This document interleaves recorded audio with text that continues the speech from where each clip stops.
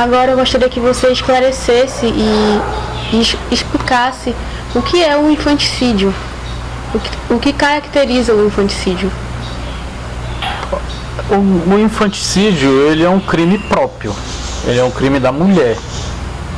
E o que caracteriza esse crime é quando a mulher ela está no estado puerperal, sob a influência do estado puerperal, e as características principais do infanticídio é esse estado puerperal, né, que a mulher transitoriamente ela tem um início e um fim, e a maioria da doutrina e a lei vem dizendo que esse espaço tem que ser curto, que não pode ser um espaço muito longo, né? Por exemplo, passando uma semana, inclusive até os códigos, as leis de outros países também, elas estabelecem prazos de 48 horas para o estado puerperal. Obviamente que isso pode fugir um pouco da compreensão, porque cada corpo é um corpo, cada pessoa é uma pessoa. E uma mulher pode reagir de uma forma, outra mulher pode reagir de outra maneira. Mas para isso tem laudos para comprovação, né? E o que isso na verdade acontece? Por que isso acontece? Porque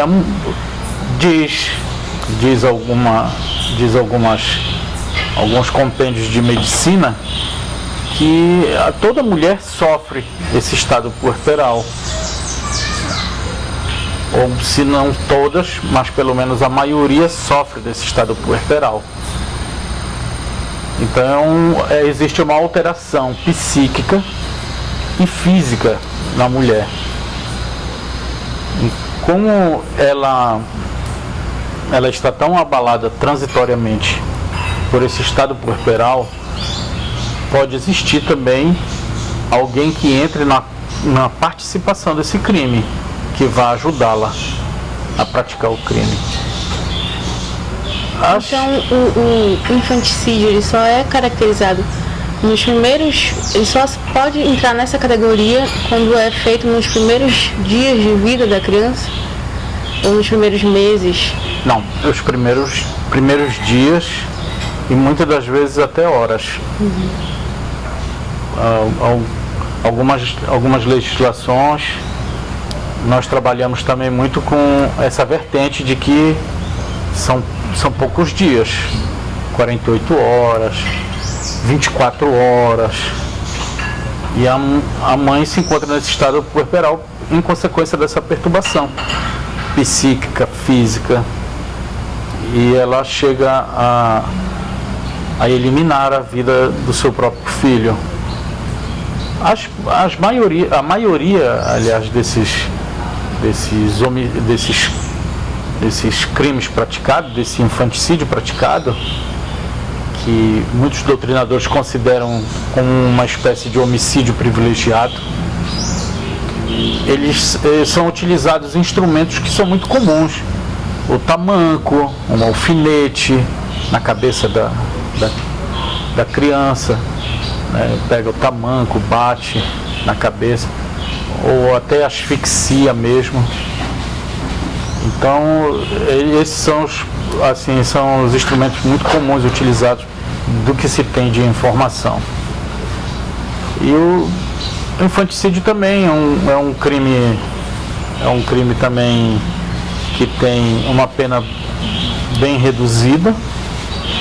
Depende, obviamente, de laudos e atestados para que se possa comprovar a natureza dessa agressão e também comprovar o estado puerperal. Ele é disso que a gente pode dimensionar o infanticídio. Essas são as características principais. Agora uma questão mais polêmica, o aborto. Por que ele ainda está nesse rol de crimes julgados pelo júri? O aborto ainda é considerado pela legislação brasileira como um crime, né? É também um crime próprio, é um crime especial. Ele pode ser cometido por terceiros, mas pode ser com o consentimento da gestante e sem o consentimento da gestante. Mas ele é uma modalidade própria da mulher. E o que ocorre hoje tem se feito uma discussão intensa dos movimentos sociais, movimentos em larga escala de direitos humanos. A gente tem visto isso pelo mundo inteiro, inclusive, né? O mundo inteiro, mais generalizando os países assim que a gente pode considerar os continentes mais progressistas com relação a essa visão, né, de que o aborto deveria ser legalizado, que deveriam ter preparado isto através do próprio Estado, dar condições para que a mulher pudesse praticar o aborto. Então, esse também é um tipo de crime que ele está muito mais, não é que esteja muito mais, mas ele também está afeto a uma questão de saúde pública, né?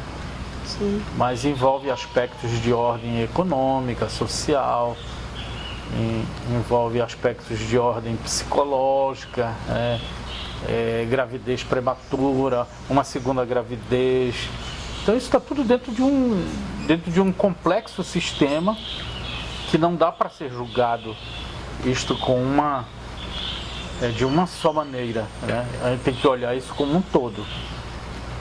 É uma discussão, em termos de discussões, guarda suas similitudes também com outros tipos de movimentos, que é a liberação da maconha, né, da droga, da maconha.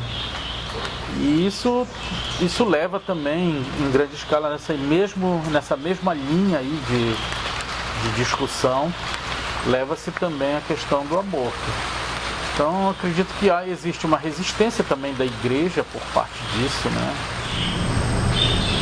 Bom, continuando com essa questão do aborto, existem modalidades desse crime?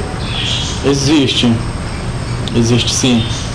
Tem algumas modalidades que a gente pode se referir. E tem umas que não são permitidas por lei, que é o aborto que a gestante provoca em si, né? Ou então aquele que há o consentimento da parte dela, que alguém provoque o aborto nela.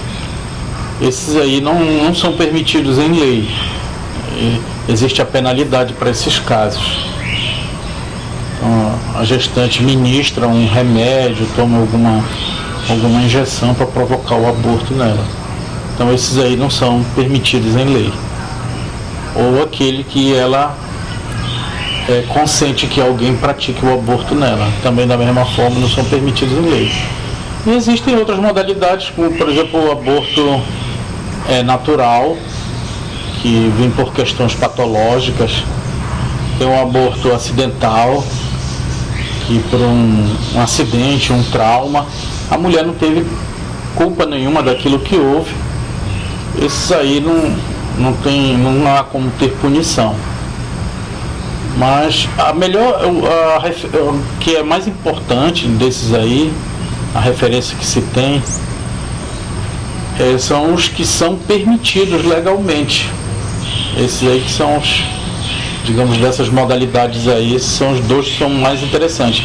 Um é quando ocorre o risco pessoal para a própria gestante, e aí é necessário fazer o aborto para salvar a vida da mulher. E existe o aborto também permitido em lei, que é em decorrência de estupro. A mulher que foi estuprada não quer aquela criança, não quer aquele bebê, e aí ele vai se socorrer por uma ordem judicial para que seja realizado o aborto. Essas duas modalidades aí são bem importantes neste contexto do crime de aborto. Bom, muito obrigada, Marco, pelos seus esclarecimentos. Obrigada a você por assistir o vídeo. Curta, comente, compartilhe e se inscreva no canal.